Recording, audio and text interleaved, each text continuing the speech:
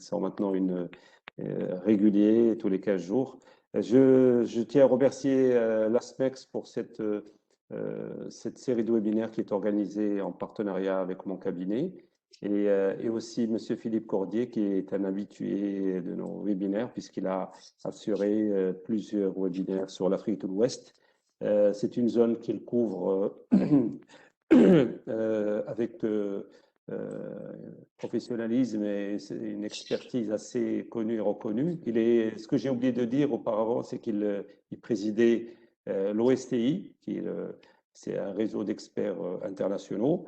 Il est aussi, comme moi, membre de Globaliance, qui est un réseau indépendant, le plus important de cabinets spécialisés en business développement, qui couvre à ce jour 73 pays. Donc, Philippe va nous parler de la Guinée, avec les opportunités que ce pays, disons, offre pour les entreprises en général et marocaines en particulier. Je rappelle rapidement le déroulé. Donc, Philippe va partager avec nous cette présentation qui devrait durer à peu près 45 minutes, 45 à 50 minutes. Au cours de la présentation, vous pouvez envoyer vos questions sur le chat. Monsieur Belhassan et moi-même, on va les gérer pour regrouper un peu les questions par thématique. Et à la fin de la présentation, Philippe reviendra vers nous pour répondre aux questions auxquelles il pourra répondre au pied levé. Je précise que l'objectif de cet exercice, c'est de vous donner une idée, c'est un teaser. Donc, toutes les questions qui sont un peu trop pointues, qui demandent un travail, bien sûr, ne pourront pas être adressées au cours de cet exercice, mais pourront être après posées et donneront lieu à une prestation de service, parce que c'est un peu ce que nous faisons au sein de nos cabinets.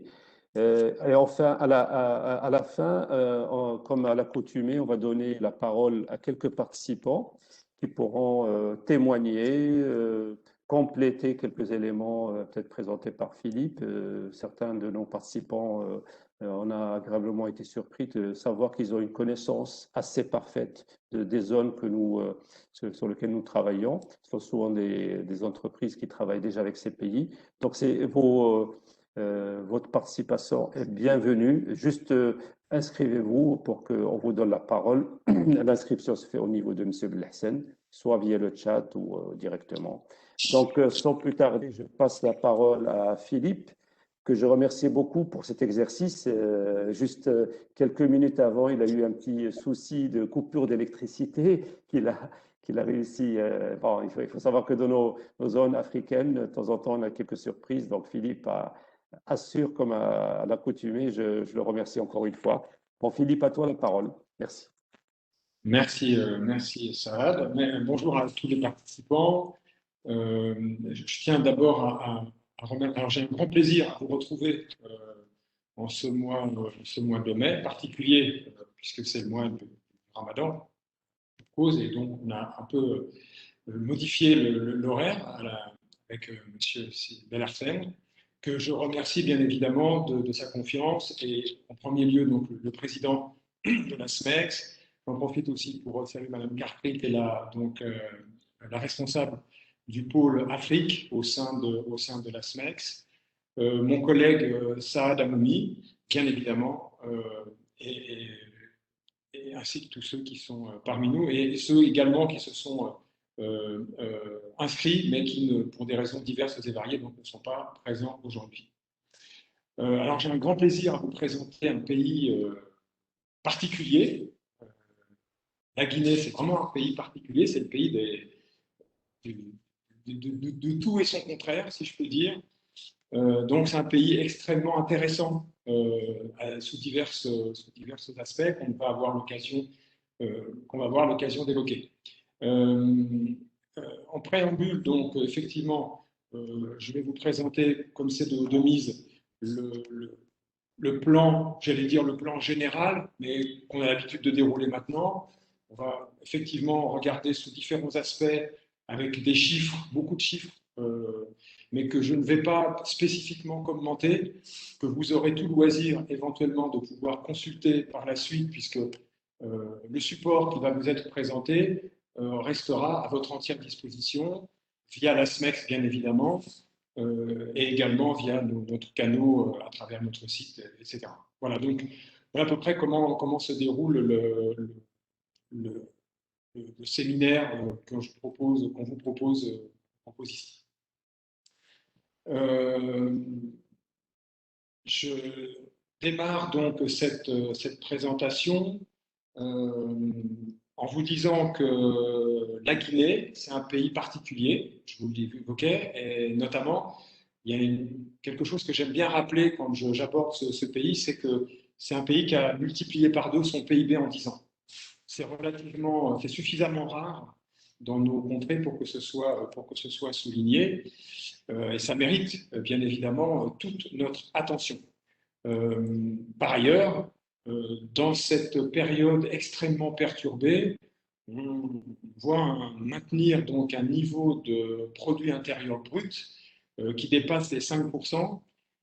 Et il y a même des informations très récentes avant-hier qui, venant du FMI, laisseraient supposer, mais alors je mets vraiment des guillemets, ça reste à confirmer, mais ça provient du FMI, où en fait le chiffre qui tourne depuis plusieurs semaines de 5,2% donc de PIB sur l'année 2020, une année particulière, serait en fait une information erronée, puisque le FMI vient de livrer une information à 7% de taux de PIB. Alors voilà, entre 5,2 pardon, et 7%, vous voyez, il y a un laïus extrêmement important qu'il conviendra de vérifier et d'accrémenter de données plus spécifiques. Nous n'avons pas en la matière la capacité, nous, à vous donner cette information. Et par rapport à nos contacts sur place, puisqu'on a des ressources sur place, y compris des ressources qui sont dans des consultants en économie, mais aussi des gens de terrain, etc., on n'a pas eu cette confirmation provenant du FMI. Pour autant, on ne peut guère remettre en cause ce chiffre. Donc, ce qui laisserait supposer que cette bonne nouvelle annoncée par plusieurs de 5,2% de PIB serait en fait une petite porte entrouverte et qu'en réalité, on serait plutôt à 7% de croissance du PIB. Ce qui est pour le coup, vous le comprenez, compte tenu donc, de la situation spécifique de ce pays. Donc, je rappelle, comme dans tous les pays, bien évidemment, le Covid. On aura quelques informations à ce sujet.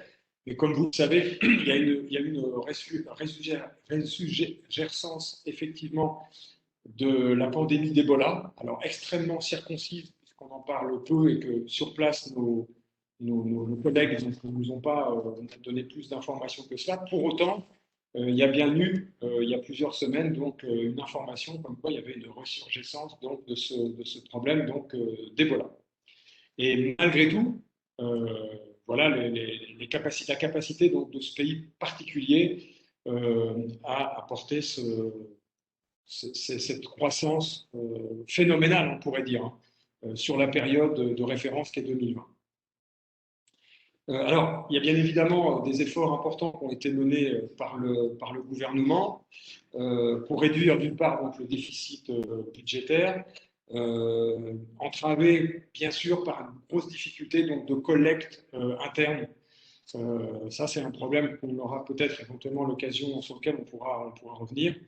On a, je vous disais, un pays qui est avec des particularités, donc on a ces grosses capacités de développement de produits intérieurs bruts, et puis une structuration interne qui reste bien en deçà, je dirais, de ce que sont donc les autres pays de la région. Malgré tout, vous le savez, le président donc, Condé a été de nouveau mandaté pour porter donc son concours au destin de notre pays, la Guinée. Alors, effectivement, comme disait ça, la Guinée-Conakry, non pas donc la Guinée équatoriale ni Guinée-Bissau, qui sont donc des voisins, amis. On parle effectivement de la Guinée-Conakry. Et donc, le président Condé a été renouvelé dans ses fonctions. Donc ceci au mois d'octobre en obtenant un peu moins de 60%, donc 60% des voix, mais dans un contexte particulier que je ne vais pas rappeler ici, mais que les médias se sont fait donc, des porte-voix. Depuis plusieurs semaines pour autant, et notamment le mois de février qui a vu accueillir un gros événement international qui a mobilisé nombre d'experts internationaux sur les possibilités donc, de business. Et tout cela avait été mis en place à Conakry. Et je dois dire que depuis cet événement, donc porteur effectivement d'une volonté réaffirmée de maintenir donc le cap sur l'économie, on a effectivement une communication maintenant qui est plus tournée, je dirais, sur cette partie économique et non plus sur les problèmes post-électoraux. Voilà ce que je peux dire à ce moment-là. Donc, vous avez des chiffres qui apparaissent sous vos yeux depuis plusieurs minutes maintenant, avec la présentation que je vous fais ici. Je ne vais pas commenter tout ça. Vous voyez qu'on a donc une capacité de PIB dont j'évoquais tout à l'heure, avec un PIB par habitant qui avoisine maintenant les $1 000.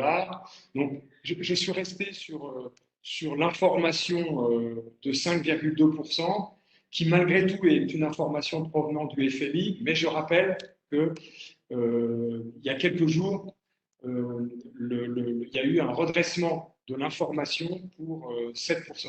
Je me suis gardé de vous donner cette dernière information parce qu'elle est pour moi trop récente et qu'elle mériterait d'être confrontée à d'autres sources de données. Voilà. Donc, voilà à peu près ce que je peux vous dire. Alors, dans notre zone, on retrouve ici donc un franc guinéen et non pas le franc CFA qu'on a eu jusqu'à présent l'habitude de commenter dans les 5 webinaires que j'ai eu l'occasion de faire et l'honneur de faire pour vous, les chers participants. On a ici donc le franc guinéen avec une conversion à l'euro, vous voyez, effectivement relativement conséquente. Donc, les achats faits en Guinée représentent un volume financier de tractation relativement important. On a un taux d'inflation qui reste depuis de nombreuses années relativement conséquent, qui tourne aux alentours de 10%, donc ça va de 6, 8, 10 jusqu'à 12% il y a, je crois, en 2018, pardon. En tout cas, dans les années présentes, on a des niveaux d'inflation qui sont à la hauteur, je dirais, de ce qu'on constate sur les notions de PIB. On a malgré tout un taux de pauvreté relativement encore trop conséquente et un taux de chômage qui avoisinerait les 80% de la population active, mais on aura l'occasion de revenir sur la partie donc, de l'emploi en Guinée. Donc, vous voyez encore quelques éléments ici constants chez nous, donc dans notre présentation, un taux de TVA qui reste globalement ce qu'il est par ailleurs dans les autres pays de la zone, un salaire un peu plus bas, un salaire minimum un peu plus bas que ce qu'on a l'habitude de voir, notamment en Côte d'Ivoire, Sénégal par exemple, et un salaire moyen aussi un peu inférieur, sachant que bien évidemment ici, ensuite, on a une grille de salaire en fonction du secteur, mais également du niveau de la fonction que nous ne représentons pas ici et qui restent à challenger et qui ne sont pas présentés ici. On a ces deux informations de base. On a ensuite une grille d'impôt sur les sociétés sur laquelle nous reviendrons plus précisément lorsqu'on abordera les possibilités mises en avant par le gouvernement sur les facilités fiscales. Malgré tout, de manière générale, donc on a un impôt sur les sociétés qui est à 35% et quelques autres à 30%. On verra également qu'on a des possibilités de réduire encore certains secteurs se voient avec un impôt sur les sociétés réduit. Des charges donc payées par l'employeur à hauteur de 18%. Et une nouvelle pas très agréable, puisqu'on a ici le pourcentage de retenue en pourcentage des profits généraux globaux, 70%, ce qui représente avec moi, une particularité d'une part, et puis une nouvelle pas très sympathique, dont le président Condé cherche aujourd'hui à modifier, bien évidemment, cet aspect, notamment en essayant d'élargir son assiette d'imposition. Un des axes du président qu'il a évoqué de manière très ferme, l'un, c'est effectivement donc d'améliorer l'assiette de fiscalité, notamment en essayant de travailler sur la fiscalité donc, des miniers. Donc, vous savez que le secteur minier est très important chez nous. Voilà, donc c'est un travail qui va prendre un travail de longue haleine parce que le secteur minier est un secteur qui a des capacités de lobbying extrêmement importantes. Mais ce taux de retenue pour les entrepreneurs n'est pas acceptable en l'état, bien évidemment, et ça reste un sujet pour l'exercice présent de la mandature donc, de notre président Alpha Condé. Il y a d'autres aspects que je peux vous donner immédiatement. Donc, il a dit formalisation de l'informel, essayer donc de basculer cette particularité régionale qu'on connaît partout, mais qui est très présente ici, sur laquelle je vous dirai 2 mots tout à l'heure.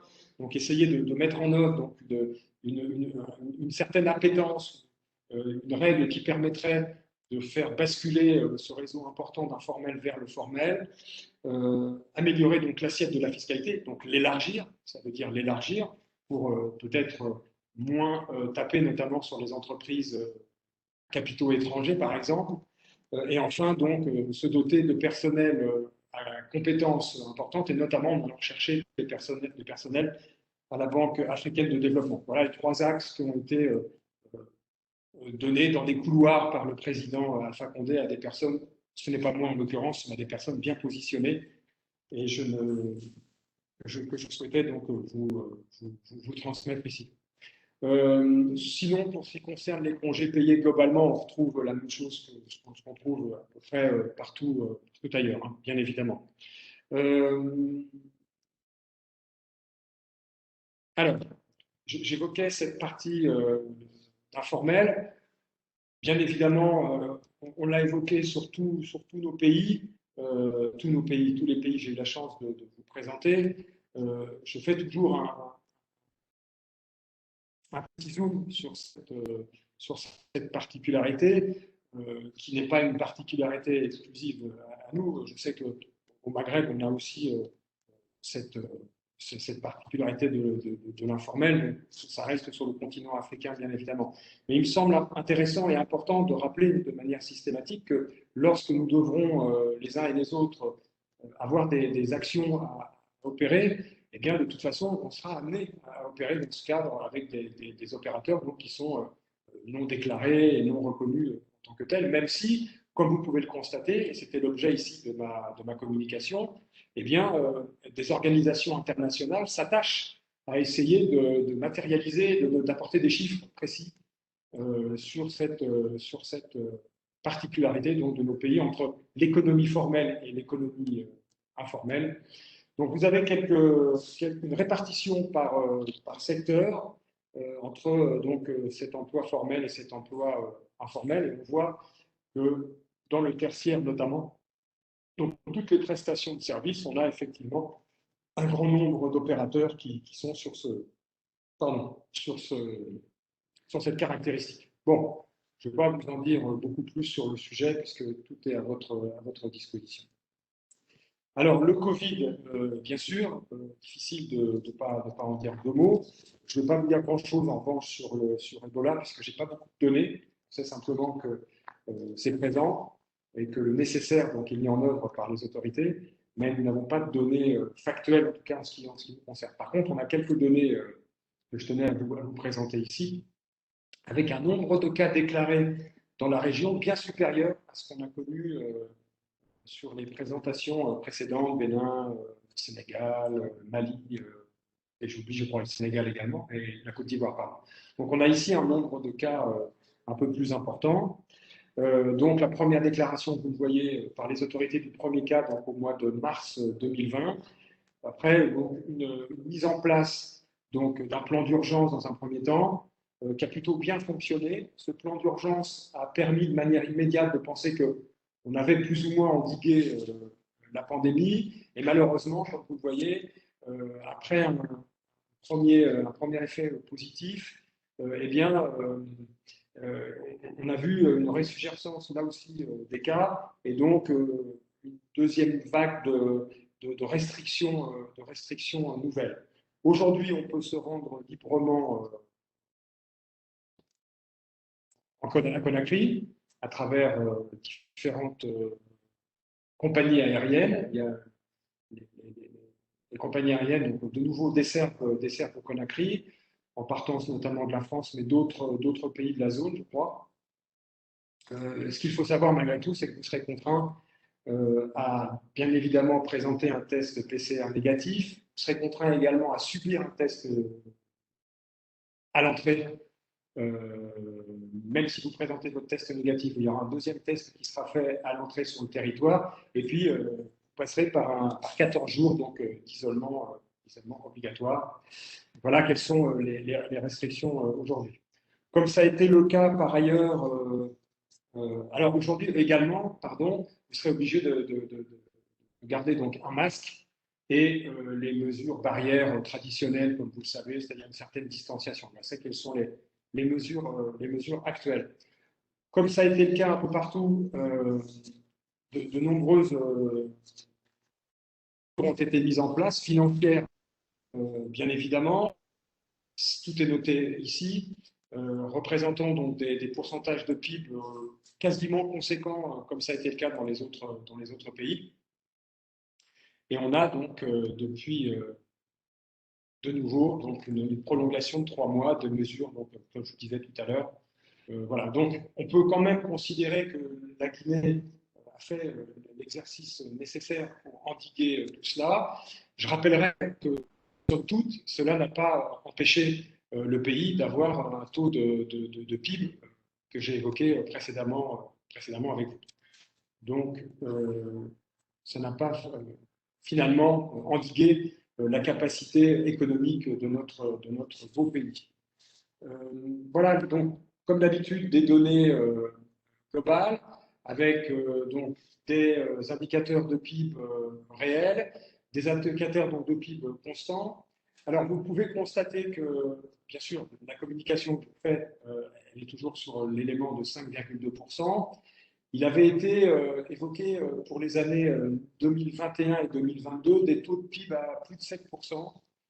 Les dernières indications sont plutôt dans l'ordre de ce que vous voyez ici, y compris par la dernière communication que j'ai fait mention verbalement, mais non pas décrite. Les indicateurs de croissance de PIB pour les années à venir semblent se confirmer à environ entre 5 et 6% pour l'année 2021 et l'année 2022. Voilà, donc relativement conséquent, somme toute, et que bien des pays au monde nous envient, évidemment. La partie la plus basse, c'est comme d'habitude l'emploi par secteur et les valeurs ajoutées. Vous voyez que l'agriculture est extrêmement prégnante ici, même si elle a une valeur ajoutée très très très faible, toutes choses étant égales par ailleurs. De ce point de vue, effectivement, il y a des choses que nous aurons l'opportunité d'évoquer en fin de présentation. Il y a énormément de choses à faire et énormément de valeur ajoutée à apporter sur ce domaine de l'agriculture pour améliorer dans la chaîne de valeur donc, ces indications, notamment donc, de valeur ajoutée, de points de valeur ajoutée. Ce que je peux vous dire. Ah oui, alors on a un endettement de l'État. Alors c'est un propos qu'on évoque peu ici dans nos séminaires. Par contre, on a un taux d'endettement de l'État qui est extrêmement faible, encore une fois, par rapport aux autres pays, qui convient malgré tout de souligner. Ce qui veut dire qu'on a une économie au niveau structurel qui est extrêmement saine. Et ça, c'est quelque chose qu'on doit avoir à l'esprit. On est vraiment avec un endettement de l'État faible. On a une dette qui est environ à 40%, donc comme c'est marqué ici, donc PIB, ce qui est relativement rare dans nos contrées. Donc il convient effectivement de le souligner. Il y a des éléments circonstanciés, notamment minières, qui sont à la manœuvre et qui facilitent ces effets, bien évidemment. Alors, pour les investisseurs que vous êtes, que nous sommes, je serais tenté de dire, ces éléments que vous avez sous les yeux sont des éléments importants. On voit qu'on a une certaine transparence donc, dans les transactions et un niveau de responsabilité des managers, donc toujours grosse problématique en matière de management de manière globale. Ça, c'est vraiment quelque chose sur lequel on reviendra également, notamment dans les points sur lesquels il y a des choses à faire. On verra qu'effectivement, la partie de la formation est un sujet extrêmement prégnant chez nous. Je le disais tout à l'heure, le président essaye lui également de faire revenir chez nous des compétences, mais on sait également que la partie de la formation et de la compétence de nos ressources humaines est un sujet extrêmement important. Donc, ce sera forcément un sujet sur lequel on reviendra en fin de présentation.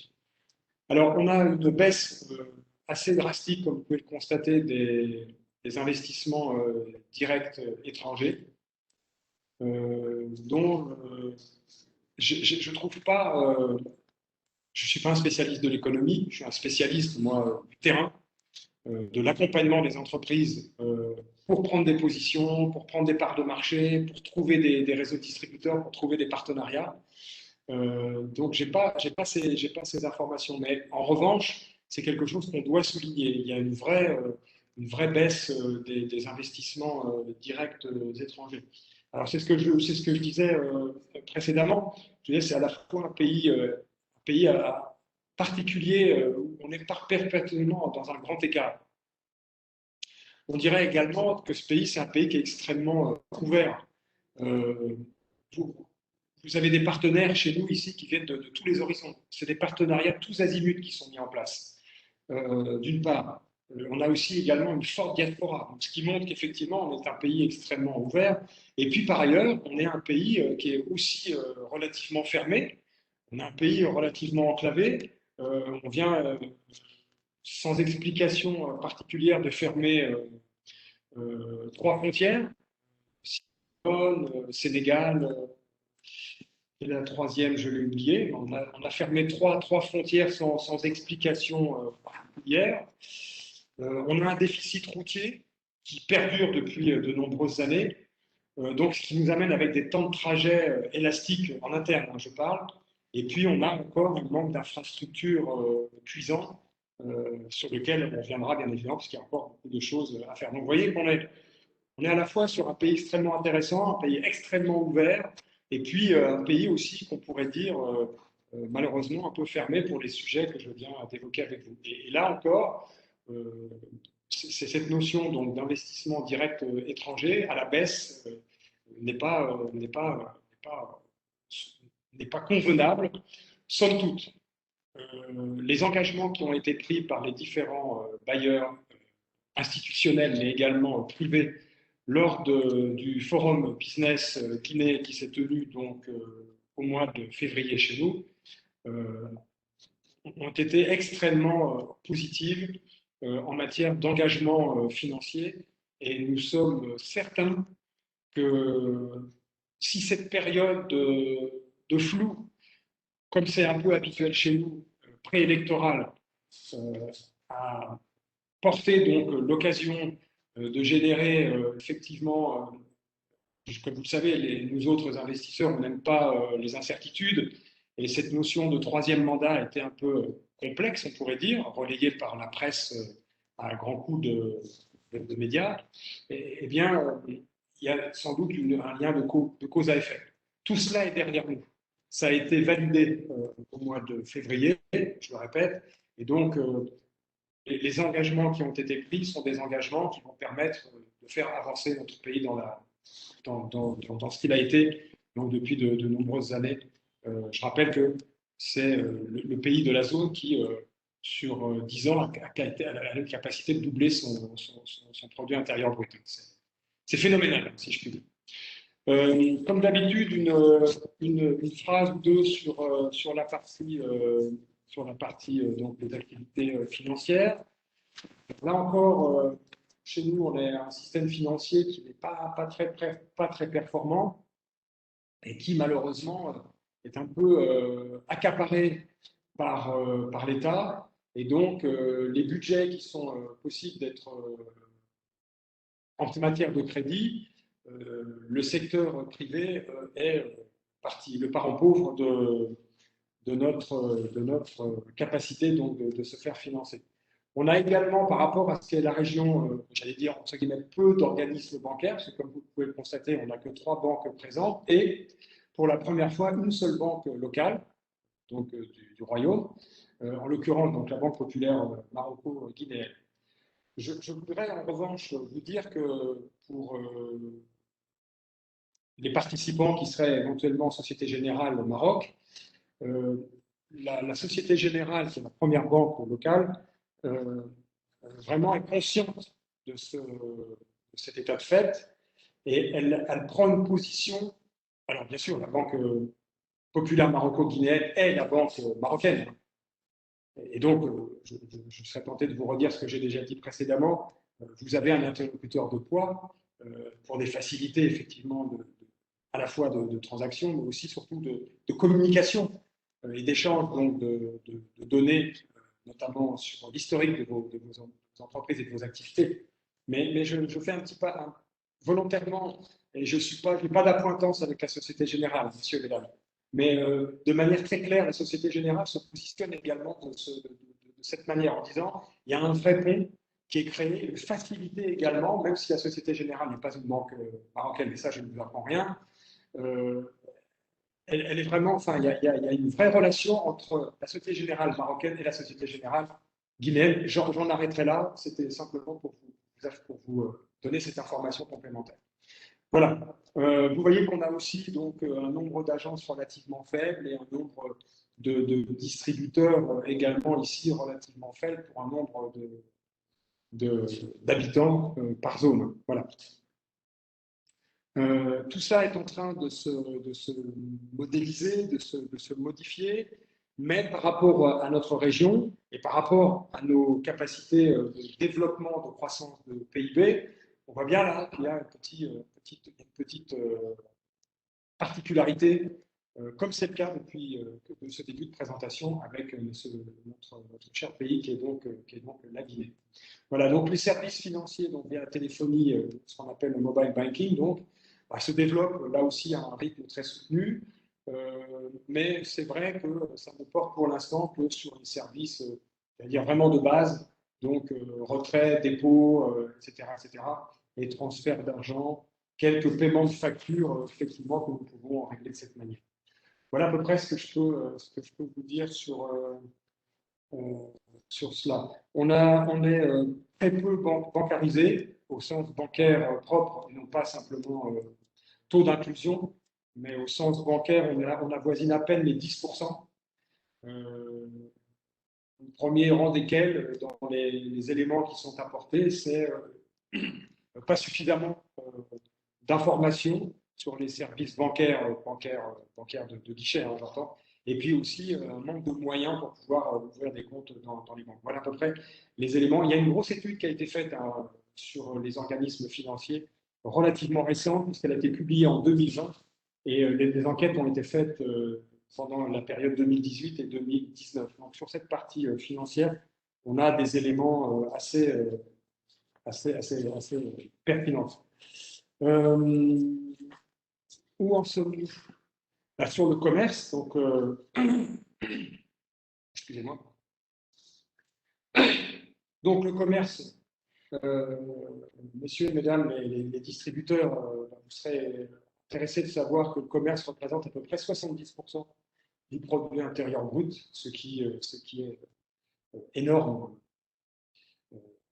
spécifique, donc encore une fois ici à la Guinée, 70% environ du PIB arrondi. Donc ça représente le secteur donc, du commerce. Donc beaucoup de choses à faire sur ce secteur spécifique. On exporte bien évidemment beaucoup de produits miniers et on apporte des produits avec des petits bateaux, des navires qu'on dit navires légers, pétroliers, automobiles, ERI pour le principal.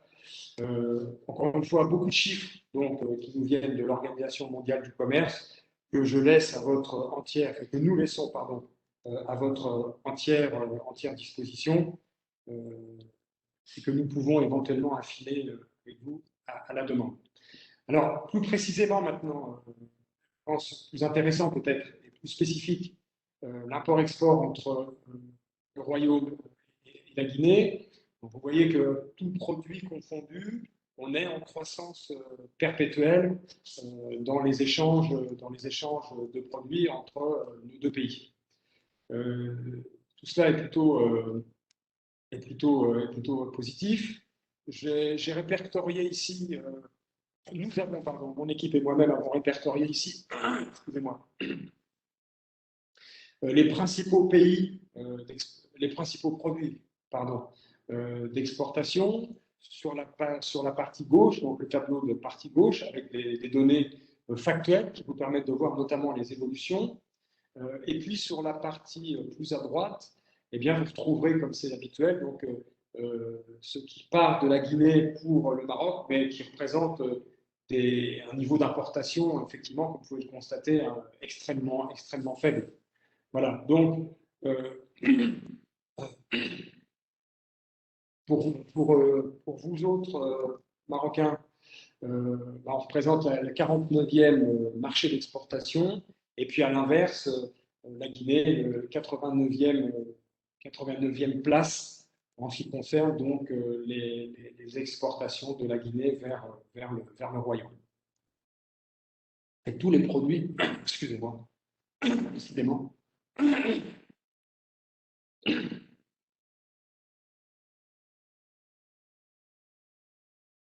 Bien. Je vais reprendre mon souffle. Pardon. Alors, la Guinée importe, vous voyez, principalement depuis donc la Côte d'Ivoire, la Chine, l'Espagne, les Pays-Bas et la Belgique. Voici quelles sont l'importation de marchandises, donc de produits. Hein. Côte d'Ivoire, Chine, Espagne, Pays-Bas et Belgique. Et elle exporte principalement, donc, mais très peu, mais principalement, donc, enfin très peu, en tout cas pour certains types de produits, mais beaucoup pour d'autres, notamment les produits miniers, vous l'avez compris, vers la Chine, bauxite, bien évidemment, puisqu'on est le premier exportateur de bauxite au monde, la Belgique, Singapour, les Émirats arabes unis et les États-Unis. Je rappellerai simplement que, décidément,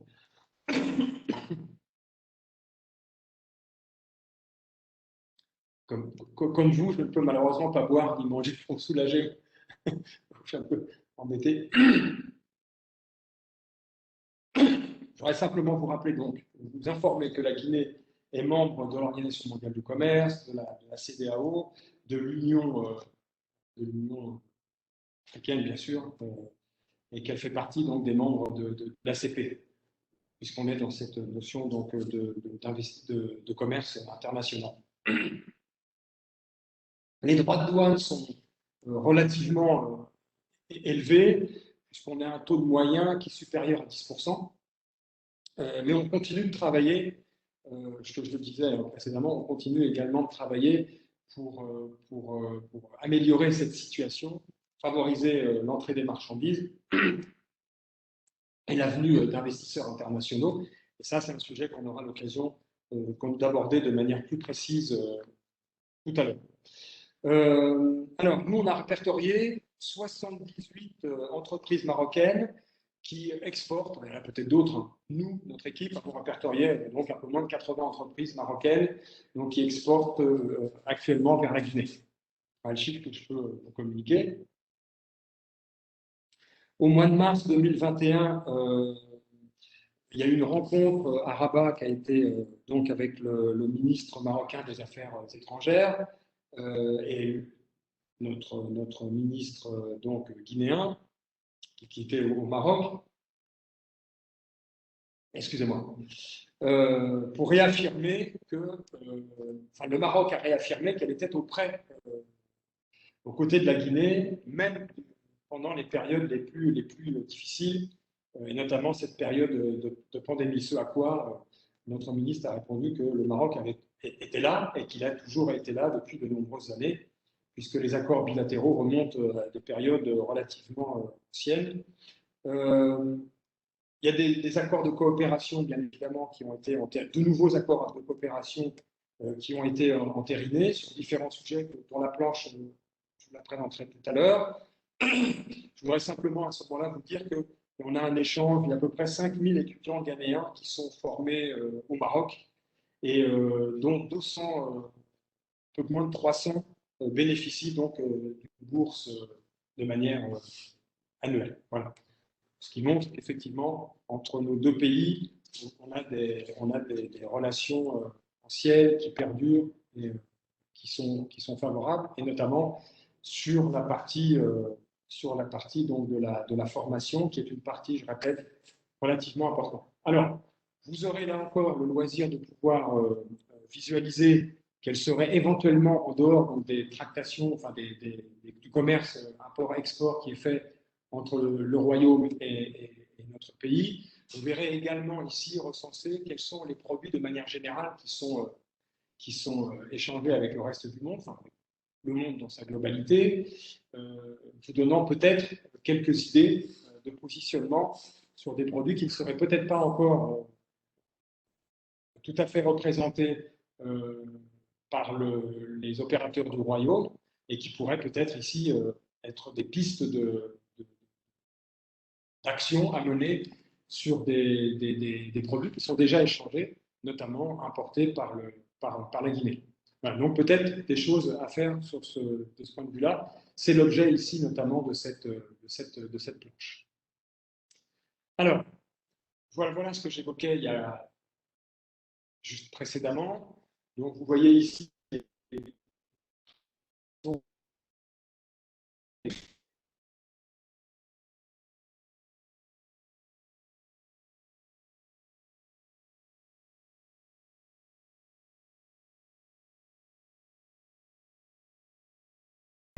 sont fondés ces accords bilatéraux parce que à partir du moment où des accords de coopération sont ratifiés, eh bien, ça facilite à travers les différents organismes de représentation notamment, et au premier syndical ici la SMEX, ça permet de faciliter, j'allais dire, les mises en relation, ou en tout cas les informations précises.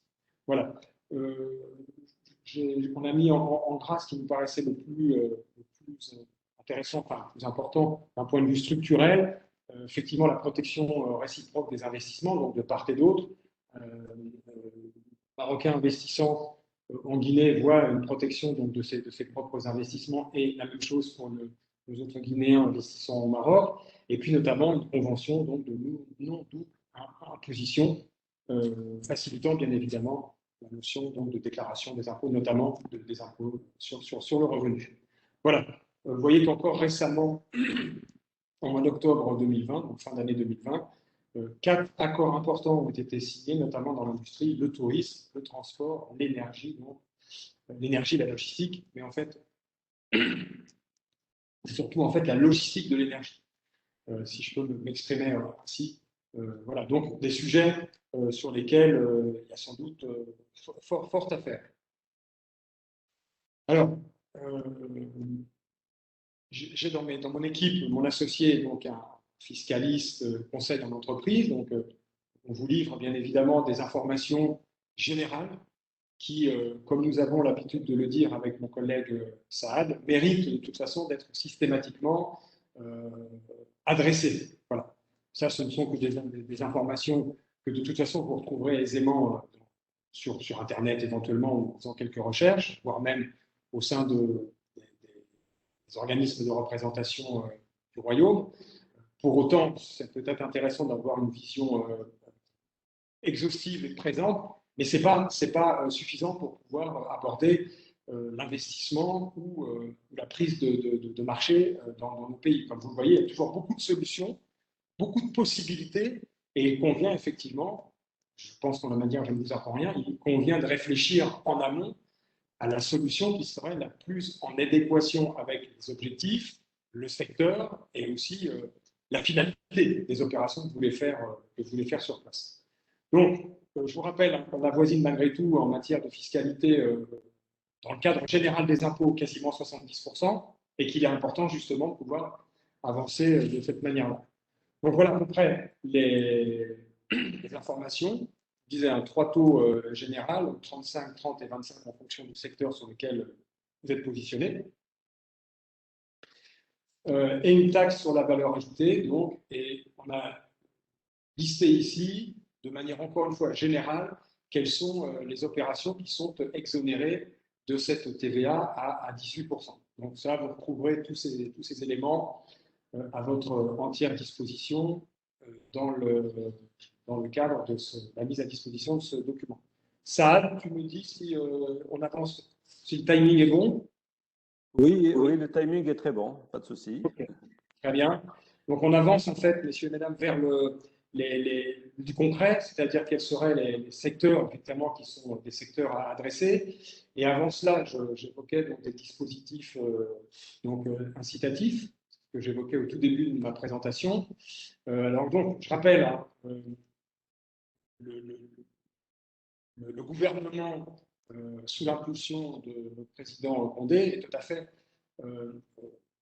conscient de cette difficulté ou de cet effet négatif de cette haute charge que sont les impôts pour les investisseurs. Alors, on travaille dessus. Il y a vraiment un axe important, hein, je vous le disais, notamment l'élargissement de l'assiette, mais aussi éventuellement donc, essayer peut-être d'axer un peu plus, revenir sur les accords ancestraux avec les miniers notamment. Mais ça, c'est un travail de longue haleine. Malgré tout, pendant ces travaux qui sont effectués, on a des possibilités, notamment à travers le Code des investissements. Mais ça, maintenant, on a l'habitude, on le présente, et tous les pays au monde, bien évidemment, tentent de mettre en place des possibilités de facilité fiscale. Donc, vous avez tout cela à votre lecture. Vous voyez que tous les secteurs, quasiment, je dis bien quasiment, sont représentés, le secteur primaire, l'agriculture, etc. Donc, on voit bien encore ici qu'il y a une certaine correspondance entre la vocation et les secteurs porteurs qu'on adressera tout à l'heure et les champs d'application. Et on a bien évidemment, pour pouvoir bénéficier de ce code des investissements, et bien des conditions qui doivent être réunies pour pouvoir être en règle avec ce code des investissements. Donc, effectivement, on n'a pas fait, mon équipe n'a pas fait 200 000 guillemets, ça doit représenter à peu près 20 200 dollars, à peu près, quelque chose comme ça. 20 200 dollars à peu près, hein, voilà. Excusez-nous pour cette non-mise à jour. 200 millions, ça doit être à peu près ça. Donc voilà, vous devrez donc, si vous êtes une nouvelle entreprise, pour pouvoir bénéficier de ce code des investissements, eh bien, avoir dans votre projet, donc y investir cette somme et créer au minimum 5 emplois guinéens, donc de permanents. Et si c'est une entreprise déjà existante, pour en bénéficier, donc c'est l'extension de votre entreprise, donc un projet de développement de vos activités avec l'augmentation de la production et augmenter donc le nombre d'emplois nationaux. Là encore, il y a des règles qu'il faudra respecter et dont on reste à votre disposition pour vous donner ces éléments, mais vous les retrouverez également sur, j'imagine, à la SMED et d'autres sites Internet. Et le petit encart que vous voyez à droite, c'est une facilité spécifique À partir du moment où vous êtes un investisseur et que vous créez au moins 100 emplois permanents, donc avec un contrat à durée indéterminée, et que vous investissez donc 20 000, c'est ce qu'on vient à dire tout à l'heure, on avait bien fait la conversion, excusez-moi, bien vous bénéficiez donc d'un avantage donc de douane, des avantages en douane et des avantages fiscaux qu'il convient bien évidemment d'étudier dans sa globalité. Voilà, donc avantage de douane important pour les importations, enfin, donc vos exportations vers le Bénin, et les avantages fiscaux pour les déclarations, donc la soumission donc, de vos bénéfices. Alors, dans les dispositifs incitatifs, il existe un projet, je peux dire, pour ne pas finaliser, mais en tout cas, on a une zone, nous aussi, ici, d'activité économique à Bokeh. Donc, nous vous avons fait le petit point sur la carte, vous voyez ici, avec la flèche, donc c'est limite, vous voyez, il y a un bras de mer qui rentre ici, donc avec toutes les activités, effectivement, de facilité, donc de logistique portuaire. Et donc, comme c'est le cas partout, les études ont montré, il y a beaucoup d'études qui ont été faites dans la zone CDAO, UMOA, enfin bref, dans notre zone pour développer les activités, pour maintenir donc un taux de croissance et limiter donc la pauvreté résiduelle. Comment dirais-je, toutes les études mondiales ont pointé du doigt la nécessité effectivement de ces zones d'activité spécifiques. Alors elles ont des noms selon le pays, il y a des noms qui peuvent être différents, mais ces zones d'activité spéciale, d'activité spécifique, d'économie spéciale, d'économie spécifique, donc portent en elles-mêmes donc tout un écosystème de mise à disposition de services, de biens, de services. Donc c'est vraiment la notion d'écosystème qui est mise en avant. Et également donc d'incitation. Excusez-moi, j'ai un autre problème qui vient de se présenter. Et un autre système donc d'incitation. Voilà.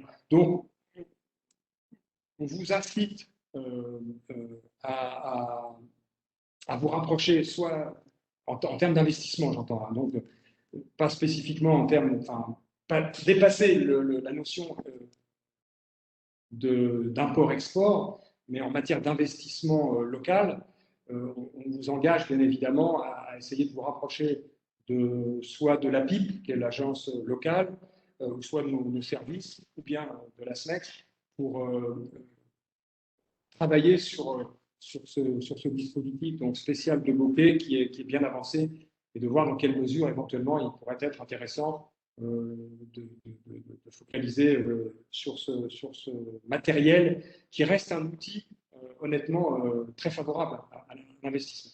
Voilà. Mais j'insiste sur le fait qu'on est plus spécifiquement ici sur de l'import-export, mais plutôt sur la prise de position en investissement local. Alors, on aborde la dernière partie de notre présentation.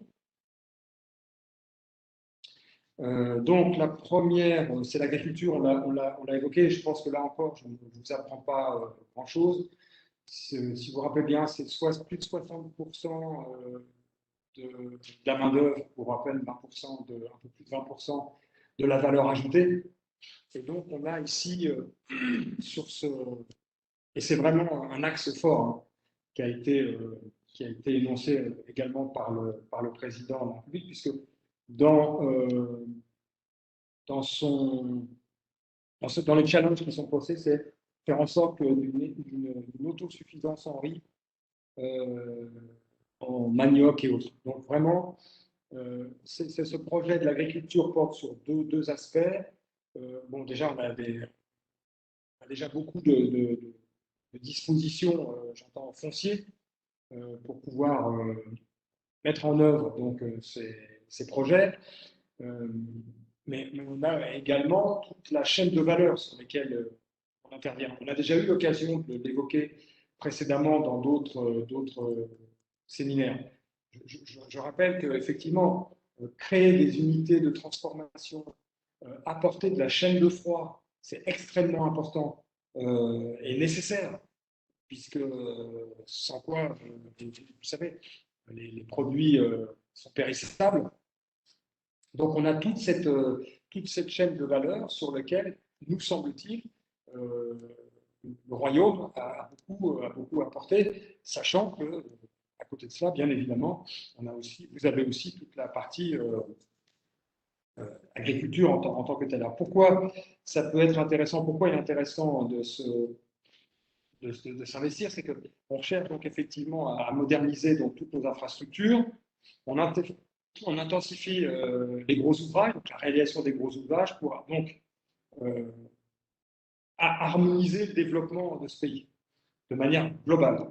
Donc, on cherche maintenant à mobiliser le secteur privé, plus que ça ne l'avait jamais été fait, et notamment en essayant de développer des partenariats PPP, partenariats public-privé, notamment pour toute la partie logistique, qui va permettre donc effectivement d'apporter de l'efficacité, voire de l'efficience à cette agriculture, donc pour pouvoir desservir en interne donc, les différentes régions, mais également pour pouvoir apporter des produits auprès des industriels, sur lesquels, là encore, il y a encore beaucoup à faire en matière de mise en œuvre d'industrie, donc d'unités de transformation.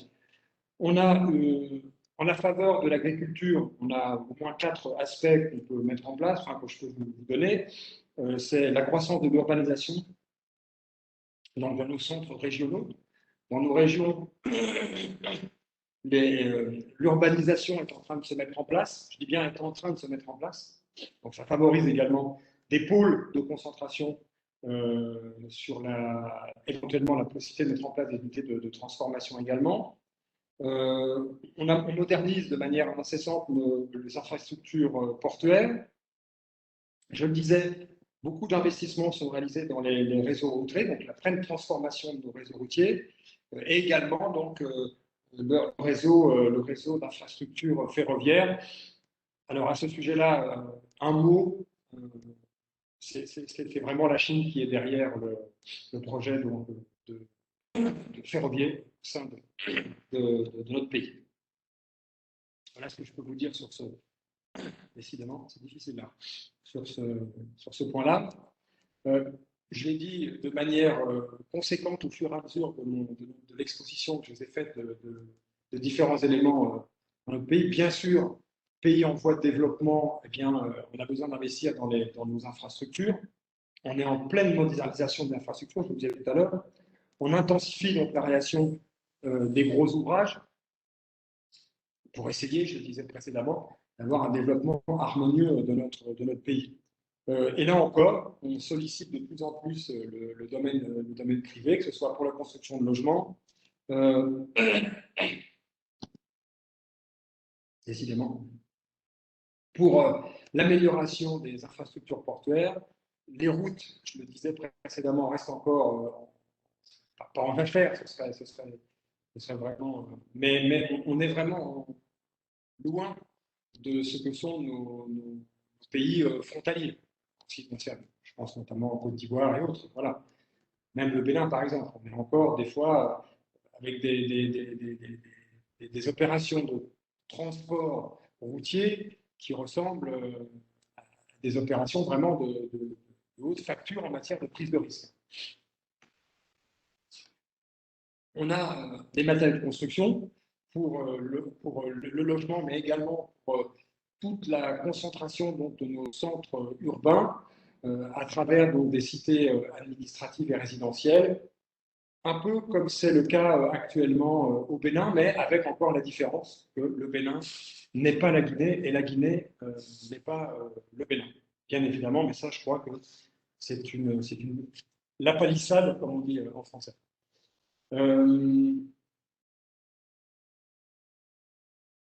Alors, l'énergie. Oui, l'énergie, bien sûr. Alors, beaucoup de choses à faire, notamment dans les infrastructures. L'électrification, le barrage, beaucoup de choses sont en train d'être mises en place. On a des travaux qui sont faits dessus, mais également sur les énergies renouvelables, bien évidemment. Qu'est-ce que je peux vous dire à ce sujet-là? On est presque en capacité de fournir maintenant de l'énergie électrique à nos voisins. C'est vous dire si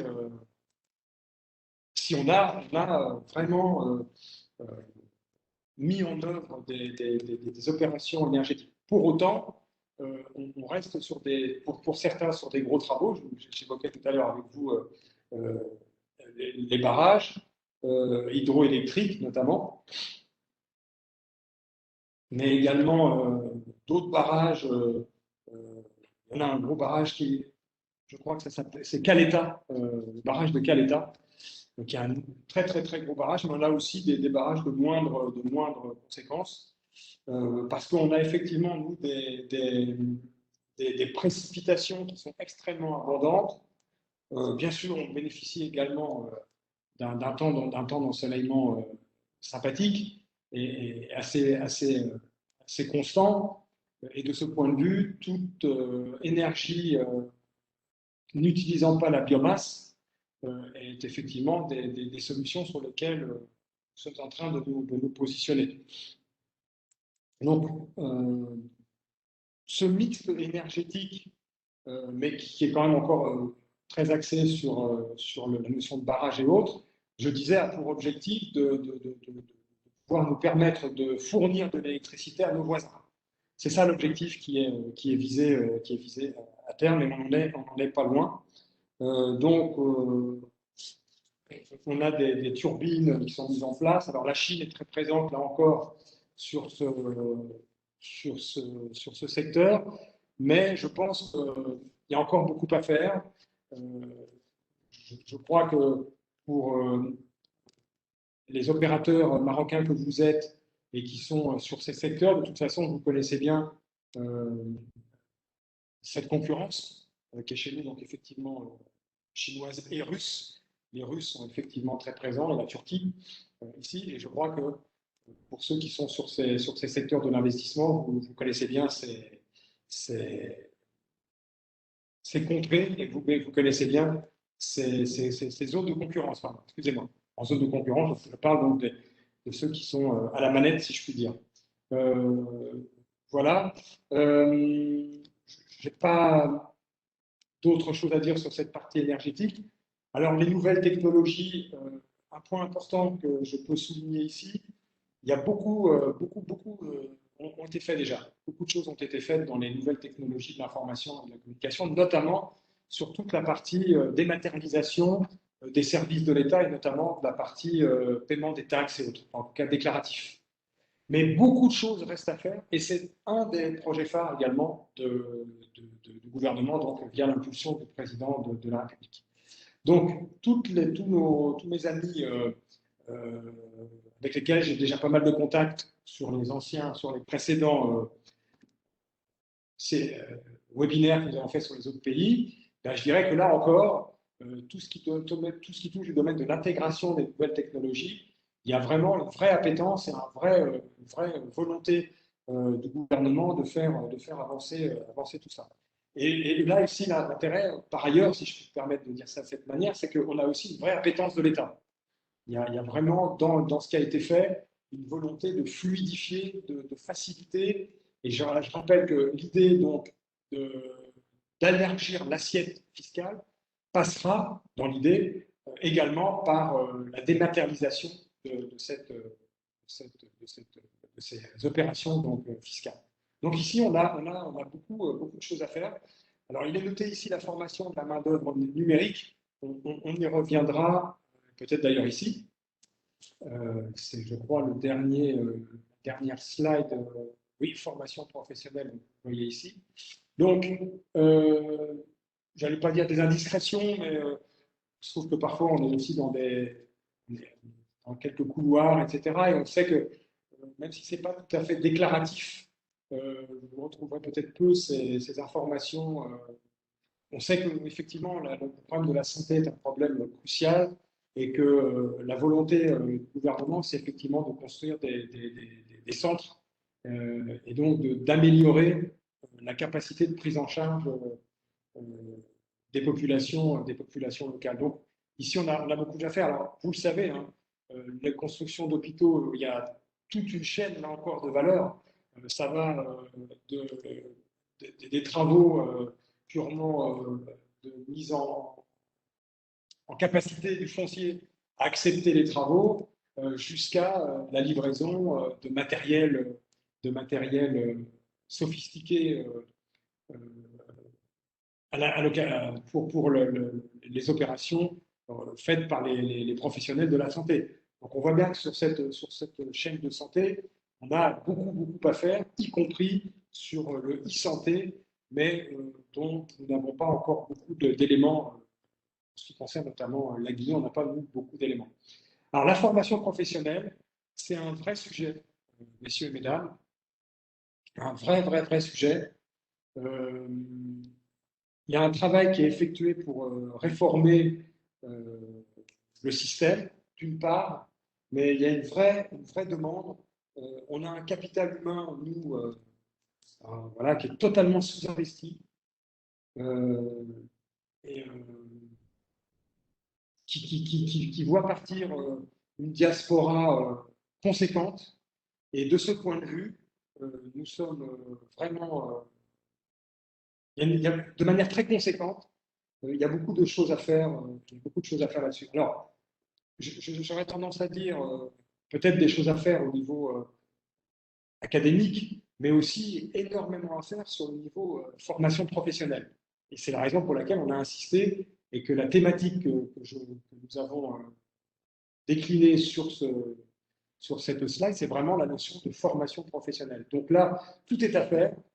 Vous le savez également, aujourd'hui, la formation professionnelle peut être faite à distance.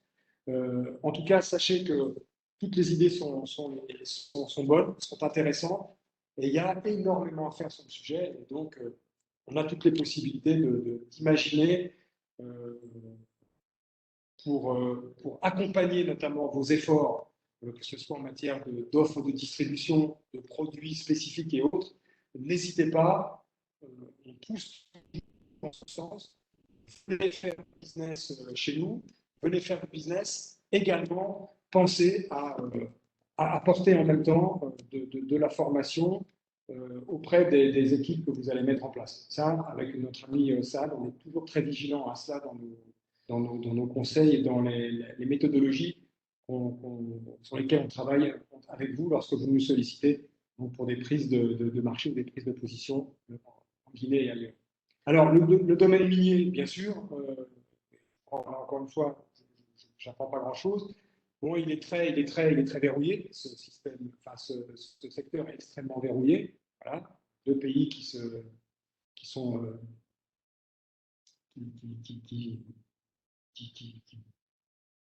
excusez-moi, ça commence à devenir difficile.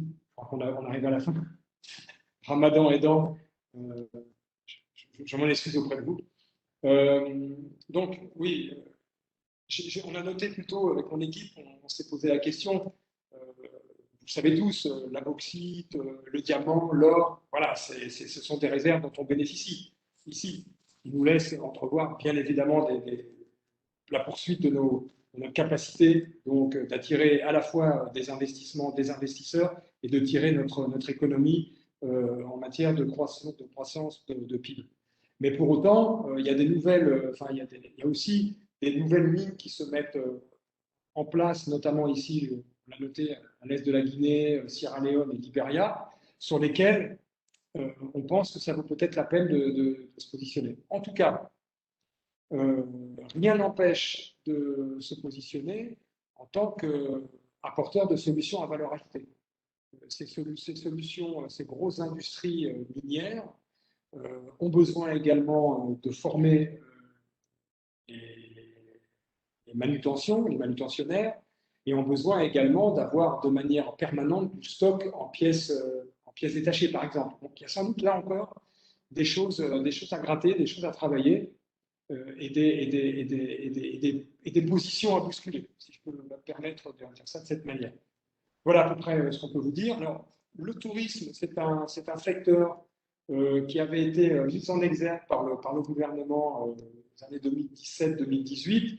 Vous comprendrez aisément que c'est un secteur avec la crise Ebola d'une part, mais également la pandémie donc, de Covid, reste difficile. C'est bien dommage parce qu'on bénéficie, nous, de sites extrêmement à valeur ajoutée. On a vraiment la capacité de développer du tourisme, notamment de ce qu'on trouve peu ailleurs, dans d'autres régions, donc de santé, de randonnée, des trekking.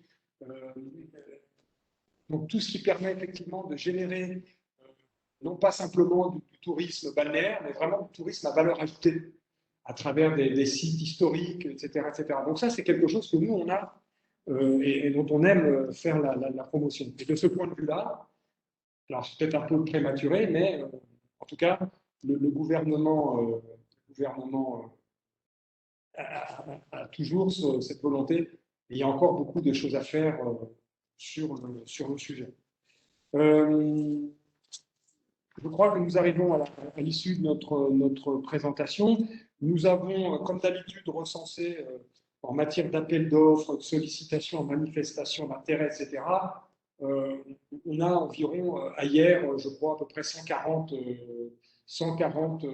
possibilités, tout confondu, hein, bien sûr, informatique, communication, services, transport et autres. Mais comme d'habitude, il y a encore des choses à faire sur le sujet. Et ça, c'est facilement disponible pour tous les consultants habilités et habitués à ce type de prestations. Voilà à peu près, je pense, ce que je pouvais vous dire sur le sujet. Je ne sais pas, il y a peut-être des questions. Donc, je profite pour vous donner quelques éléments concernant notre société, à travers notamment donc, notre pôle actuel, donc le staff. Mais je suis tout à fait à ton écoute, Saad, et si je peux répondre, comme tu l'avais précisé, bien, je répondrai. Sinon, je me permettrai de différer, et comme on l'a fait jusqu'à présent, j'apporterai une réponse documentée, pour autant que ce soit possible, par mail à tous les participants. Merci Philippe pour cette présentation très claire et qui a montré qu'il y a énormément de potentialités avec ce pays, bien que l'économie informelle est importante, que c'est pas très favorable au niveau fiscal, mais les opportunités sont énormes. J'ai retenu moi l'agriculture, les mines, enfin il y a presque tous les secteurs hein, sur lesquels les entreprises marocaines peuvent se positionner. Donc je ne vais pas trop prendre du temps parce qu'on a déjà dépassé 1 h 15. Il y a des questions qui sont posées. Donc, la première, c'est une personne qui demande s'il y a des accords commerciaux, financiers, juridiques, entre parenthèses, protection des investissements, entre le Maroc et la Guinée. Est-ce qu'il y a des accords bilatéraux? On a répondu. Je pense que ça a été pardon, c'est vrai que ça a été répondu. Donc, c'est la personne trouvera. Ça, alors, excuse-moi, juste, je vais rebondir. Donc, le principe est développé dans 2 ou 3 slides. Donc, mais pour autant, je me permets toujours de rappeler que à partir du moment où on livre de l'information, cette information, elle doit être ensuite travaillée, si je puis dire. Hein. Mais effectivement, les informations ont été apportées. Donc, cette question a déjà obtenu une réponse. Voilà, merci. Donc, la personne qui a posé la question, elle aura la présentation, elle pourra voir en détail la slide qui en parle. Est-ce qu'il y a des avantages à l'investissement? Je ne sais pas si tu as traité ce point. Philippe? Alors, avantage à l'investissement, je pense qu'il faudrait préciser. Ça peut être l'occasion d'une discussion avec toi, Saad, et avec moi. Parce que avantage, dans les slides, on a montré effectivement, moi je pense que les dispositifs notamment fiscaux, code des investissements, etc., sont des avantages, entre guillemets. Mais maintenant, peut-être que ça pourrait être mérité, comme ça l'avait été les fois précédentes. On a eu parfois des questions auxquelles on n'a pas pu apporter de réponse immédiate. Par contre, dans les échanges que nous avons eus avec ces différents participants, ça a permis de mieux comprendre et d'avoir une réponse soit par ça directement ou par moi-même. Donc, on vous engage vivement à rentrer en contact avec nous pour spécifier ce qui mérite d'avoir une réponse spécifique. En effet, tu avais parlé de quand il y a création de au moins 5 emplois et il y a des exonérations, il y a des tarifs bonifiés, hein, si je me Mais rappelle. après, il y a plein de Mais, grilles. Il faut ouais. étudier le prix, il faut regarder cela. Après, c'est tout un Alors, schéma. OK. donc, une autre personne qui parle des taux bancaires, mais là encore, c'est pas très précis parce que je pense que des taux bancaires, enfin, C'est je sais pas prêt? de quelle ligne, pardon. Les En taux bancaires. général, ouais, local, oui. Est-ce que c'est un peu au standard que nous avons ici, enfin, ou à peu près en Europe, ou est-ce que c'est des taux d'enfer? Alors, comme nous, on a beaucoup de minerais de fer. Non, alors, ce que j'ai dit, parce que honnêtement, comme d'habitude, on essaye de prendre, enfin, mes équipes sur place, là, pour le coup. On n'a pas, pour être franc avec vous, on n'a pas obtenu l'information. D'accord. Il se trouve que j'ai un économiste de haute facture guinéen avec lequel on travaille depuis de nombreuses années. J'ai aussi ma propre équipe sur place, voilà, des gens qui travaillent dans la RSD notamment, etc. Et on n'a pas obtenu, mais en revanche, je m'engage à vous apporter une information plus précise, chiffrée, lorsque je vous enverrai donc le mail. La prochaine question, c'est une société qui a l'exclusivité sur 3 gammes de produits naturels pour la santé. Bon, là, il demande, c'est une question qui va demander du travail. Donc, il nous demande combien de pharmacies existent en Guinée, combien de médecins. Donc, je crois que c'est une question à laquelle tu ne peux pas répondre au pied levé. Ça doit donner lieu à un travail. Donc, je demande à la personne de nous envoyer un mail.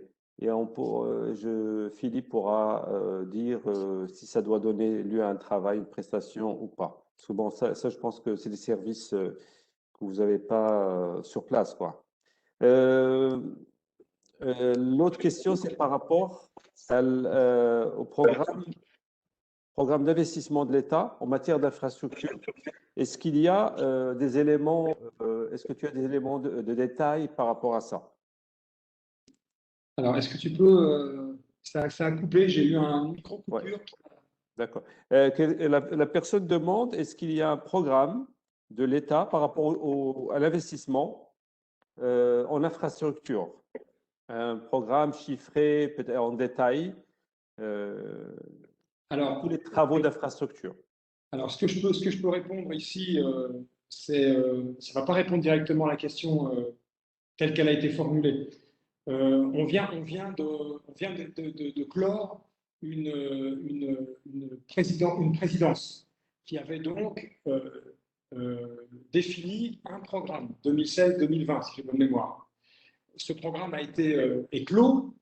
La nouvelle présidence vient de se mettre en place et donc les différents programmes nationaux sont à la rédaction, si je puis m'exprimer ainsi.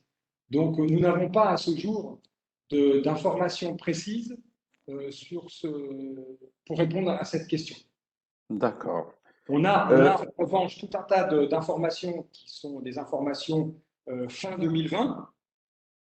Ça, on a ces informations avec les états d'avancement, etc., etc. Mais voilà, il y a encore tout un tas l'État, le gouvernement, sous l'impulsion du président, eh bien, va décliner sa feuille de route. C'est le terme qui convient en général. Mais Très bien. je vais noter ça, Saad. J'ai noté taux de prêt, Ouais, très bien. programme, investissement, En infrastructure. infrastructure. Voilà. La question suivante porte sur l'industrie alimentaire. Est-ce que tu as des informations sur la structure de cette industrie alimentaire en Guinée? Sur la structure. Alors, Oui, en fait, je pense que la personne souhaite savoir quels sont les secteurs où il y a, enfin, disons, une production locale, de quel type? Je ne sais pas si ça concerne les huiles, la biscuiterie. Enfin, je pense que la personne souhaite savoir comment l'industrie. En fait, une cartographie, une cartographie. Voilà, une cartographie, exactement. Cartographie. Euh, je vais reprendre la terminologie qu'on a pris. Il y a certains éléments qui nécessitent effectivement de faire des recherches. Voilà. Donc, Donc, je peux faire une juste ça, je peux faire une réponse qui est une réponse Internet, mais qui n'a pas de valeur en fait. On sait tous que les éléments sur Internet n'ont pas une valeur fondamentale. Alors, soit je peux répondre de manière générale sans que ce soit approprié, ou alors, comme c'est le cas assez régulièrement, on nous demande de faire une cartographie de certains secteurs, et dans ce cas-là, ça nécessite à ce que nous, on délivre une prestation spécifique, et dans ce cas-là, on apporte donc une réponse spécifique. Donc, voilà, je demande à la personne de préciser par mail et tu reviendras avec une réponse. D'accord, plus tard. Une autre personne, donc, qui est dans le secteur textile et qui souhaite distribuer leur marque au Guinée, et ils cherchent des partenaires. Donc, je pense que ça, il n'y a pas de souci. On peut, enfin, disons, à travers ton bureau, on peut faire, donc, on peut faire un travail, une prestation de service pour le mettre en lien avec les partenaires qu'il faut. Ça, c'est donc aussi envoyer un email dans ce sens et Philippe vous répondra avec le détail. Oui, l'idée, c'est le mot Oui. que je peux vous donner, c'est vraiment effectivement la notion de qualification en fait des partenaires. De la même manière qu'on peut trouver tout ce qu'on veut à travers Internet, on peut aussi appeler tous les partenaires, enfin tous les prestataires de la place en Guinée. L'idée de notre prestation, c'est d'essayer de définir le ou les bons partenaires éventuels. Exactement. Qui limitent le risque, permettent d'aller au bout dans le cadre des objectifs fixés, etc. etc. Voilà, de qualifier et puis de faire des due diligence locales pour connaître le bon parti. La dernière question que j'ai pour l'instant, ça concerne est-ce que la Guinée dispose d'unités de production pour les matériaux de construction? Parce qu'il y a des boîtes qui produisent pas des briques, des choses comme ça. Je pense que c'est, enfin, j'ai pas plus de précision, mais je pense qu'il faut à des précisions. Je pense que là aussi, ouais. De toute façon, voilà. Bon. Si c'est faire des briques, tout un chacun fait des briques. Maintenant, si c'est d'un point de vue industriel, il y a matière à voilà, mais je pense que je reçois un plus d'informations. En fait, c'est des cols pour le carrelage, peinture et enduit. Très spécifique, là encore, on peut. Très spécifique. Voilà, il faut faire un travail de qualification terrain. Et ça peut. Alors, la dernière question que j'ai pour l'instant, ça concerne un fabricant de matériel d'essai et de contrôle. Et ils s'intéressent de distribuer leurs produits sur le continent africain. Bon, là, il n'y a pas de problème, on est là pour ça. Oui, le bienvenu, bien sûr. Oui. D'accord. Bien sûr, bien sûr. Je me permets juste de rebondir sur ces questions. En réalité, j'imagine que si les amis marocains s'intéressent effectivement à nos contrées, c'est qu'il y a des fortes capacités de développement d'affaires, et je le confirme. Maintenant, l'idée, effectivement, c'est de spécifier, de regarder et de faire différemment que d'ouvrir un agenda et d'appeler toutes les personnes. Enfin voilà, nous, notre job, c'est vraiment de vous permettre d'aller vite, sans être obligé de vous déplacer, d'aller vite, tout en essayant de limiter votre risque. C'est-à-dire de savoir que les gens avec lesquels je vais avoir affaire, ils ont bien une vraie société, ils n'ont pas de casserole, ils déclarent bien, etc. Enfin, ils ont tout un tas de prérequis qui permettent à l'investisseur marocain d'avoir une certaine sécurité dans le cadre de son projet et donc d'aboutir in fine à optimiser ses capacités de prendre des parts de marché. Moi, je suis là depuis 1997 Et bon nombre d'entrepreneurs partout dans le monde viennent en Afrique, puisque en plus on est quand même dans une contrée qui est très agréable au niveau social, qui viennent et qui démarchent et en fait qui perdent beaucoup de temps et qui nous disent 2 ou 3 ans après, oui c'est pas possible, ça marche pas, plus personne répond à mon mail. Enfin, c'est vraiment, alors ce que je vous dis là, c'est peut-être un peu cavalier, mais c'est vraiment c'est du contenu que je drive maintenant depuis 25 ans dans la région. Voilà. Pardon, je suis en train en même temps de noter parce que quelqu'un me demande. De toute façon, pour les coordonnées, vous pouvez les avoir au niveau de la SMEX, hein, vous avez tous nos coordonnées. Quelqu'un nous posait une question par rapport au foncier. Est-ce qu'il est sécurisé en Guinée? Quand vous avez des opérations foncières en Guinée à faire, il faut avoir des conseils, vraiment, qui peuvent vous garantir la bonne finalité de votre opération. Il faut déjà avoir la capacité à visualiser si effectivement… Philippe, vous avez un problème de son, on ne vous entend pas.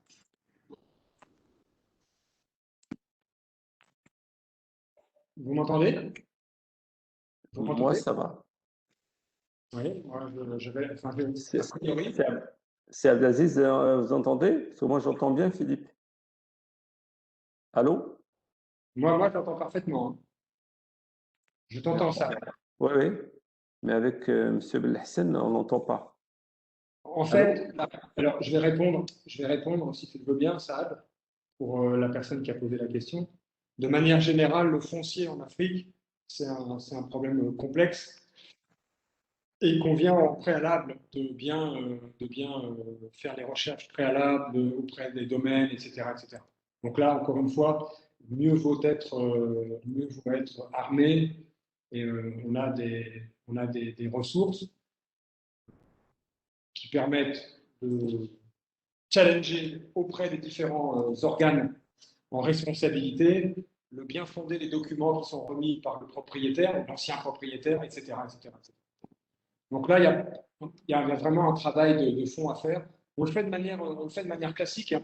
Enfin, vraiment, toutes ces opérations, si je peux me permettre, Saad, si tu me donnes 2 minutes, toutes ces opérations de sécurisation de vos investissements, des documents officiels, etc., etc., ce sont des opérations qu'on fait de manière récurrente, qui sont supervisées en général par mon associé, donc un conseil d'entreprise, et on a des personnes en réalité qui réalisent ça pour nous.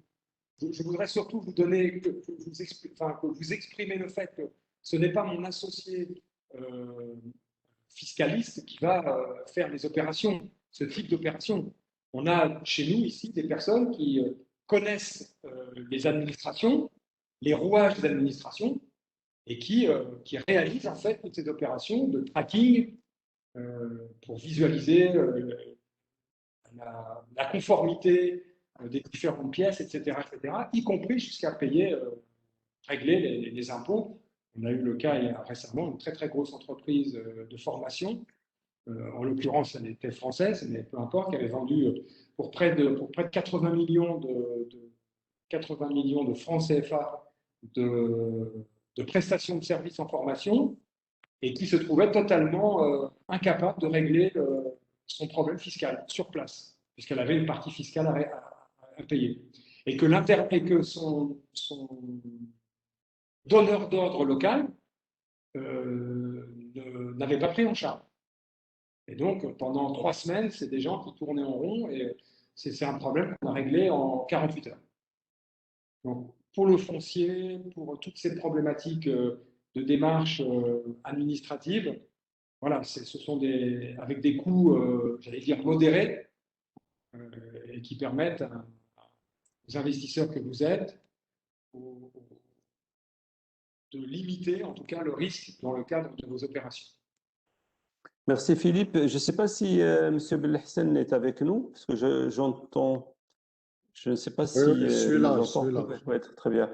Parce que bon, après, on a d'autres questions qui sont un peu trop détaillé pour, enfin, par exemple, est-ce qu'il y a des subventions de l'État pour les entreprises qui souhaitent passer au photovoltaïque? Ça doit être travaillé. C'est pas, je pense pas que Philippe, tu aies la réponse sous la main.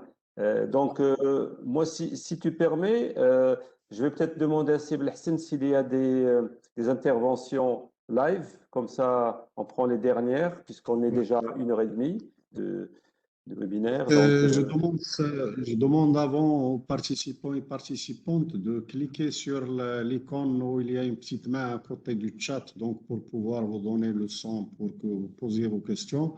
Parce qu'il y a plusieurs personnes qui ont cliqué sur un point d'interrogation, donc on ne peut pas savoir si vous voulez poser une question. Donc je donne la parole à Madame Hiba Saoudi. Bonjour. Bonjour. Bonjour à Allez-y, tous. Hiba, allez. Je suis Hiba Saoudi, directrice de la société African Holding. Je fais donc de l'export de fruits et légumes du Maroc. Monsieur Hamoumi, je pense qu'il me connaît déjà. tout à fait. Alors, Bienvenue.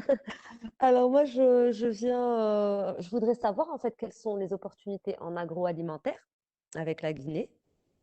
Ça, c'est la première question. Et la deuxième question, où est-ce qu'on en est avec le ZLECAf, la convention, la signature de la convention entre pays interafricains? Je sais que ça a été signé par une cinquantaine de pays, mais quand est-ce qu'elle va rentrer en vigueur? Quand est-ce qu'on va pouvoir, on va pouvoir avoir ce libre-échange? Ok, merci madame. Merci à vous. Alors, Vous voulez prendre une série de questions ou répondre au fur et à mesure? Comme vous voulez. je peux déjà dire que pour ce qui concerne donc la convention, je ne suis pas en mesure de vous répondre parce que là c'est plutôt la partie ASMEX Maroc qui pourrait éventuellement vous dire où ils en sont. Enfin, où le Royaume du Maroc, excusez-moi. Je vais parler en bon français, si je peux me permettre ça. Voilà, donc je laisserai la partie marocaine vous apporter cette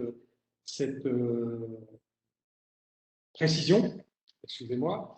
Et en ce qui concerne donc les opportunités agro, là aussi, on a abordé le sujet de l'agroalimentaire sur la capacité d'apporter déjà des choses au niveau donc développer une agriculture sur place, parce qu'en réalité, le foncier mis à la disposition des agriculteurs reste extrêmement important. En plus, on a un taux d'hydrométrie qui est très intéressant, qui permet donc de valoriser l'agriculture en tant que faite sur place. Et en ce qui concerne donc les opportunités de la chaîne agroalimentaire, dans la chaîne de valeur, là, de la même manière, il faudrait que, parce que j'ai donné quelques exemples tout à l'heure, mais il faudrait qu'on puisse vous apporter une réponse bien plus précise. Ça veut dire déjà peut-être avoir des informations plus précises sur votre production, etc., etc., votre besoin et vos attentes, pour qu'on puisse vous apporter une réponse précise, enfin en tout cas qui convienne à la hauteur de la question que vous avez posée. Question suivante, monsieur. Monsieur Alexandre. Oui, bonjour. Alexandre de Saint-Phal, Visiome. Une question d'actualité sur la Guinée. Il y a un projet de nouvel aéroport à Conakry. Bien évidemment, ce genre de projet a dû prendre du retard avec la crise du Covid. C'est un projet qui a beaucoup de tiroirs, il y a du BTP, il y a de l'électronique, il y a beaucoup de choses. Puis c'est quand même la nouvelle porte d'entrée de l'économie guinéenne. Est-ce que vous avez des nouvelles? Est-ce que vous savez où on en est? En toute honnêteté, non, cher monsieur, malheureusement. Pourtant, on est très proche de ça et dans la préparation de ce webinaire sur lequel on travaille depuis maintenant 5 jours, on a tenté d'avoir de l'information spécifique. Il se trouve qu'on connaît aussi des gens sur place, y compris des... mais en toute honnêteté, je n'ai pas d'informations, mais Ok. là, par contre, je me propose parce que même nous, on veut cette information. Et ça Très bien. et on n'arrive pas à l'avoir. Donc, en tout cas, de la même manière que je répondrai à tout prêt, programme d'investissement dans les infrastructures, j'attends la réponse de mon équipe Et je vous promets également, elle fera partie de la réponse qui sera livrée de manière générale dans le mail que j'adresserai à tout le monde. Merci, monsieur. Je vous en prie. Merci de votre question. Sébastien, est-ce qu'il y a d'autres questions, d'autres témoignages? Oui. Madame Sarah Boisa. Bonjour, monsieur Saad, monsieur Philippe. Bonjour. Bonjour. Je suis auto-entrepreneur en service de digitalisation et e-commerce. Et ma question concernant comment je peux favoriser des partenariats pour mes services et chercher des marchés en ligne. Ok. Merci de cette question. Alors, il y a plusieurs pistes de réponse. La première, j'ai donné quelques indications tout à l'heure en disant que les consultants, normalement, ont des habitudes de suivi des marchés qui sont mis à la disposition sur des sites connus de manière internationale. Donc, vous retrouverez sur des sites spécifiques des appels d'offres ou enfin, tout un tas de prestations de services éventuelles. Ça, je ne vous apprends pas grand-chose, j'imagine. Je vous disais qu'on a fait une petite hier, enfin quelqu'un m'en dit, on a trouvé 136 appels d'offres, etc., aujourd'hui actifs vis-à-vis de la Guinée. Donc, vous voyez que là, c'est déjà une partie de la réponse. Maintenant, pour une autre partie de la réponse, je ferai la même réponse que j'ai faite jusqu'à présent. Vous avez aussi la possibilité de monter des partenariats, parce que, vous voyez, par exemple, mon collègue Saad Amoumi et moi-même le faisons. On est collègues au sein d'une fédération, d'une association, Global Alliance, etc. Donc après, vous avez cette possibilité. Et là, je vous renverrai plutôt auprès de M. Saad Amoumi, qui pourra éventuellement voir avec vous l'opportunité de vous accompagner sur ce type de mise en relation, donc de créer en réalité un réseau. Merci beaucoup. Je vous en prie. Question suivante, si on a, M. Wilson. Pour le moment, non. Est-ce qu'il y a d'autres personnes qui...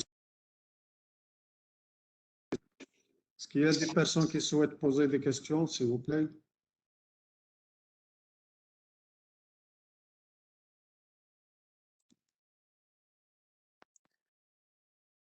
Allô? Je pense qu'on va, s'il n'y a pas d'autres questions, on va peut-être clôturer. Si tu me permets, je viens de m'apercevoir d'une chose, Saad, si tu me permets, si M. Larsen me permet juste une parenthèse. Je m'aperçois que sur le document final, le slide que vous voyez ici, n'apparaît nullement le Maroc. Je voudrais juste préciser que le président de l'ASMEX nous a gentiment adressé un courrier à notre attention, spécifiant que, certes, il n'y a pas d'accréditation ASMEX, il n'y a pas d'accréditation ASMEX, mais qu'en son nom, en nom du président de la SMEX, il nous a remis un document spécifique. Voilà, donc ça n'apparaît pas ici, et j'en suis le premier désolé, mais on a bien une relation, en tout cas, de collaboration et de coopération avec la SMEX, et je m'aperçois que je n'ai pas de drapeau marocain, ce dont je m'excuse auprès de vous, mais les relations avec la SMEX sont maintenant depuis de nombreux mois. Et on remercie encore tout le staff de la SMEX, au premier rang duquel, bien évidemment, M. Abdelaziz Belarsen, qui est toujours présent et qui fait le nécessaire pour que ces webinaires se déroulent dans les meilleures dispositions possibles. Je te remercie, Philippe, pour ces bons mots, et à mon tour de remercier la SMEX pour l'organisation de ces webinaires. Je précise que le prochain, qui sera dans 15 jours, va porter encore sur un pays africain qui est le Rwanda, qui est un pays qui intéresse beaucoup de monde. Et donc, je pense, Philippe, tu reviendras dans un mois et ce sera plus le Ramadan, donc tu pourras boire. Et donc, je pense, le Burkina Faso, ça va clôturer le réseau que tu représentes au niveau de l'Afrique de l'Ouest. Donc, encore des remerciements à Philippe pour cette excellente présentation, M. Belhassen et c'est Hassan Seltissi, et aux participants. Donc, on sera à votre disposition. Vous pouvez donc nous saisir par écrit. J'ai mis mes coordonnées sur le chat, sinon vous pouvez les avoir au niveau de la SMEX. Philippe aussi va prendre attache avec vous, vous aurez ses coordonnées. Enfin, on sera là à votre disposition.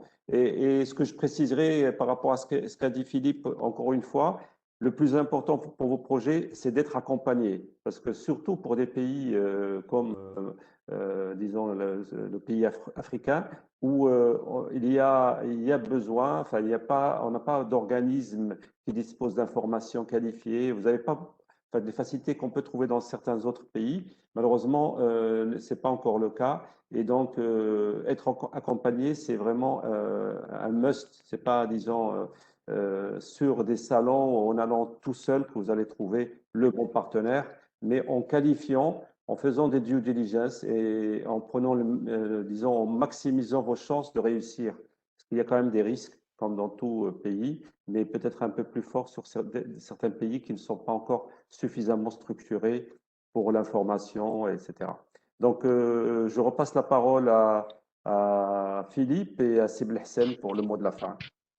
Bon, moi, je remercie tous les participants et je reste à votre entière disposition. À mon tour, je remercie Philippe pour sa disponibilité, son engagement à notre égard, donc pour animer toute cette série de séminaires qui concernent l'Afrique de l'Ouest. J'espère qu'ils donneront beaucoup plus de flux commerciaux entre cette région et le Maroc. Bien entendu, nous sommes là donc pour créer un peu l'appétit donc par rapport aux opportunités qui se présentent. Et nous pourrons également donc après discuter donc et approfondir toutes les opportunités donc qui existent dans ces marchés-là. Je tiens ensuite donc à remercier Saad aussi pour sa disponibilité de toujours. Je remercie tous les participants et toutes les participantes et je vous donne rendez-vous donc le 19 mai pour le séminaire sur le Rwanda. Merci, Sibel Hssen. Merci beaucoup. Merci. Bonne journée, à bientôt. À bientôt. Bonne journée. Au revoir à tous. Merci.